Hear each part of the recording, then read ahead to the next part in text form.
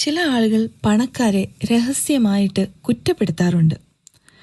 വലിയ കാറുകളിൽ അവർ പോകുമ്പോൾ ഇതൊക്കെ എങ്ങനെയുണ്ടാക്കിയ പണമാണോ എന്ന് ഉള്ളിൽ ചിന്തിക്കാറുണ്ട്. പണക്കാരെല്ലാം അത്യാഗ്രഹികളാണ് എന്നുള്ള ഒരു വിശ്വാസം നിങ്ങളുടെ മനസ്സിൽ ഉണ്ടെങ്കിൽ അത് ആ പണത്തെ ഒരു അപകടമായിട്ട് മാത്രമേ കണക്കാക്കൂ. നിങ്ങളുടെ ഉപബോധ മനസ്സ് ആ അപകടത്തിലേക്ക് നിങ്ങളെയും കൊണ്ട് ചെന്നെത്തിക്കുവാൻ ആഗ്രഹിക്കുകയില്ല. കാരണം ഒരു അത്യാഗ്രഹിയായി കാണുവാൻ നിങ്ങളുടെ മനസ്സ് ആഗ്രഹിക്കുന്നില്ല. ഇവിടെയാണ് വലിയൊരു സൈക്കോളജി ഉള്ളത്. What you judge you subconsciously reject.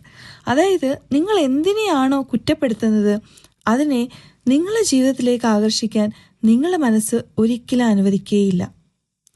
അതുകൊണ്ട് മറ്റുള്ളവരുടെ സമൃദ്ധിയെ കണ്ട് സന്തോഷിക്കാൻ നിങ്ങൾ പഠിക്കുമ്പോൾ പണം നിങ്ങളുടെ അടുത്തേക്കും എത്തപ്പെടും.